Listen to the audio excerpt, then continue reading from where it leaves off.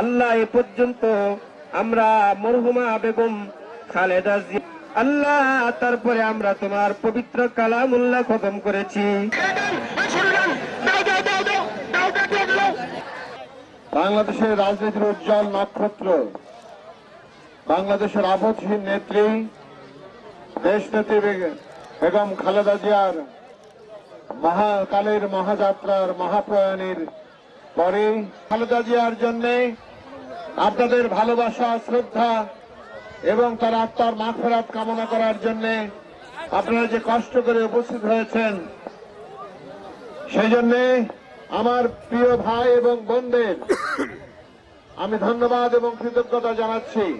তিনবারের প্রধানমন্ত্রী, বাংলাদেশের আপসীন নেত্রী দেশনেত্রী বেগম খালেদা জিয়ার রুহের আত্মার মাগফিরাত কামনা ও দোয়া মাহফিল আমরা নিজ অর্থায়নে প্রায় ৬,০০০ মানুষের জন্য আজকে আমরা এই আয়োজন করেছি। আমরা চাইব আমার আপসীন নেত্রী দেশনেত্রী বেগম খালেদা জিয়ার রুহের আত্মার মাগফিরাত কামনা করি এবং আমার এলাকাবাসীর কাছে আমি তাদের দোয়া চাই, আমার নেত্রী জানি জান্নাত নসিব করে। একজন আপসীন নেত্রী, বাংলাদেশের গণতন্ত্রের রক্ষার অগ্রসৈনিক,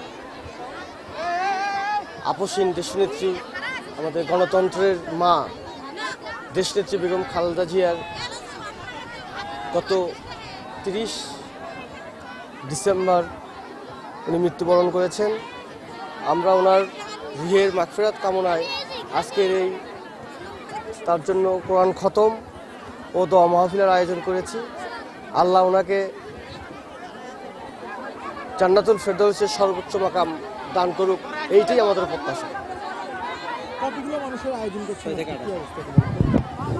আমরা প্রস্তুতি রেখেছিলাম 6 থেকে 8,000 লোকের এবং আমরা আশা করছি আমাদের যে পরিমাণ লোকজনের উপস্থিতি রয়েছে তাতে আমরা আমাদের যে আয়োজন আছে এই আয়োজন দিয়ে আমরা মানে খুব সুন্দরভাবে আমরা তার পরিবেশন করতে পারবো। আলুর ডাল এবং মজলিসের জন্য 10 গরু এবং খাসি দিয়ে পাক করছি। 7 থেকে 8,000 লোকের খাওয়ার আয়োজন।